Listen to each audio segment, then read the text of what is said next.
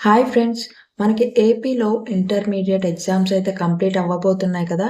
So, once inter second year exams అయిపోయాక engineering చదవాలంటే maximum ప్రతి ఒక్కళ్ళు చూజ్ చేసుకునే ఎంట్రన్స్ ఎగ్జామ్ వచ్చేసి ఎంసెట్ ఎగ్జామే కదా!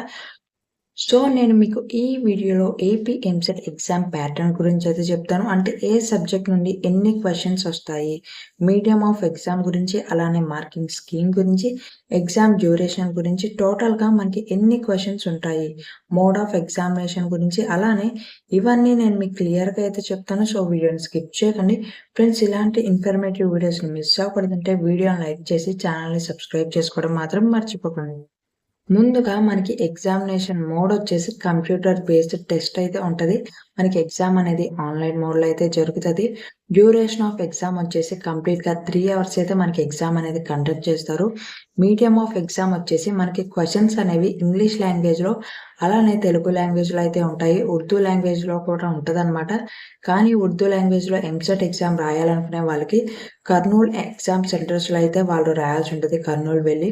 టోటల్ నంబర్ ఆఫ్ క్వెషన్స్ వచ్చేసి మనకు టోటల్‌గా 160 క్వెషన్స్ అనేవి ఇవ్వడం అయితే జరుగుతది.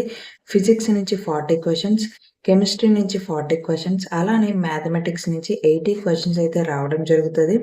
టైప్ ఆఫ్ క్వెషన్స్ వచ్చేసి మనకి మల్టిపుల్ చాయిస్ క్వెషన్స్ అంటే ఆబ్జెక్టివ్ టైప్ అయితే ఉంటది ఎగ్జామ్ అనేది. మార్కింగ్ స్కీమ్ వచ్చేసి నెగెటివ్ మార్కింగ్ అనేది ఉండదనమాట. For each correct answer 1 mark will be rewarded. So, negative marking అనేది లేదు. ఫ్రెండ్స్, మనకి ఏపీ ఎంసెట్ ఎగ్జామ్ ప్యాటర్న్ అయితే ఇది. సో, ఈ వీడియోని మీ ఫ్రెండ్స్‌కి కూడా షేర్ చేసి ఇలాంటి ఇన్ఫర్మేటివ్ వీడియోస్‌ని మిస్ అవ్వకూడదంటే ఛానల్‌ని సబ్స్క్రైబ్ చేసుకోవడం మాత్రం మర్చిపోకండి.